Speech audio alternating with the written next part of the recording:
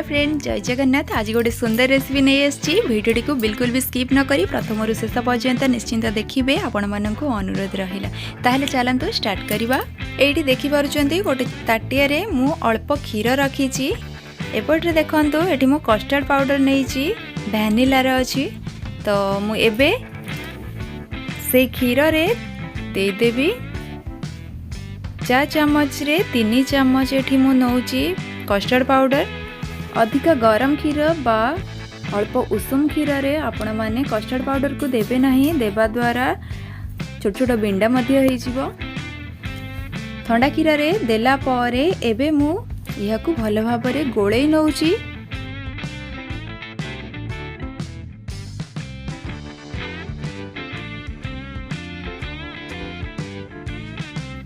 गोड़े सारे भल भाव में कस्टर्ड पाउडर भल भाव में क्षीर सहित मिसी जाइए। यहाँ आम साइड रे रखी नवा।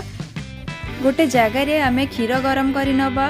ये क्षीरटी मोर आगुरी थे गरम होता, गरम हो ठंडा हो जाता पर मुझे आउ गोटे फुट आसला पर्यंत यह गरम करेबी।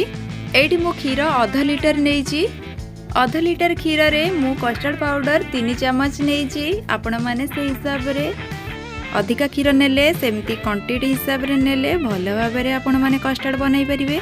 क्षीर फुटी गलानी एबे मु दे दोची जेतिकी हमर मीठा खाइबो से हिसाब रे चीनी दे देली।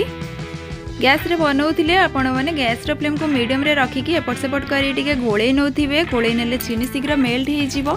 तापरे जो कस्टर्ड पाउडर को आमे क्षीर सहित मिसेई की रखिथिले गोटे हाथ रे आमे दबा से पाउडर गोळा को आउ एपट रे आमे क्षीर को गोळेई चलथिबा, बारंबार गोळे चलथिबा नहेले लागी जीवो तळे। फ्रेंड्स, आपण मानकु गोटे रिक्वेस्ट, आपण माने केउठु देखुचंती मते कमेंट माध्यम रे जणांतु। आउ आपण मानकर गोटे गोटे लाइक कमेंट शेयर मते वीडियो बनेबा पई बहुत ही इच्छा प्रकाश कराई थाए। बिल्कुल भी हाथ को रेस्ट न देई एपट सेपट करिकी बारंबार करिकी गोळे नोथिबे। देखंतु किछि समय परे केमती बहलिया हे आसलानी आपण माने देखि पारचंदी। एबे आमे हल्का ठंडा करिबा पई छाडी दबा। गैस रे करूथिले गैस को बंद करि नेबे। ठंडा हैला भितरे आमे चालंतु किछि फळ काटी नबा। एठी मो पाखरे अल्प किछि फळ अछि, अधिका फळ नाही। आपण माने पाखरे जेतिकी भी फळ अछि आपण माने काटी की देई परिबे। खाली तरबुज आउ सपुरी को छाडी की आउ जे कोनोसी फळ को यूज करि परिबे। आपण माने चाहिले आपण माने मध्य ड्राई फ्रूट रो भी व्यवहार करि पारंती, बहुत सुंदर लागिवो खाइबा को। देखंतु मु एठी छोट छोट खंड करिकी सेव गोटे मु नेइची एठी काटी नउची सेव को।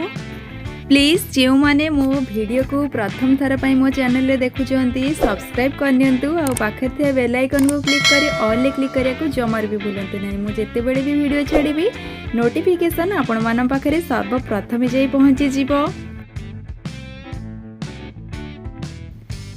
सेव को तो मु छोट छोट खंड करिकी देखंतु काटी नेली। एबे चलंतु डाळिंब काटिबा। आपण माने डाळिंब केमती काटंती मते निश्चित भाव में कहिबे। आउ मु एमती काटे ऊपरू फास्ट काटी दिए, तापर देखन तळे एमती काटी देकी गोटे साइड रे एपट साइड को छुरी साहाय्य काटी देला परे मु भला रे छाडी दे जे। तापरे मु डाळिंब को छळेई नोची गोटे गोटे करिकी।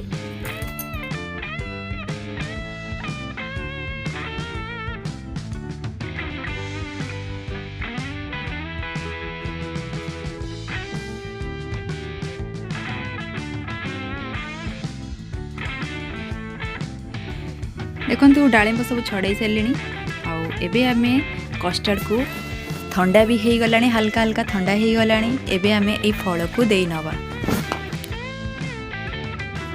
फल सब को देला परे आमे सब को भल भाव में कस्टर्ड सहित मिसेई नवा।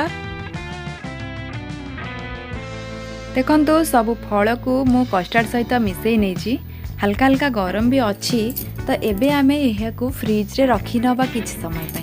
1.5 घंटा पाई मु रखी देइथिली फ्रिज रे। देखंतु बहुत बहलिया हो जाइछि, देखि पारुचंती बहुत सुंदर लागिबो। एही पद्धति रे निश्चित भाव में थारे बनांतु, खांतु, एंजॉय करंतु। आपण माने एमती भल पाइबा दउथांतु। मु पुणी आसीबी नूतन रेसिपी नै। आज पई रहुची बाय। जय Jagannath, Tata, love you all.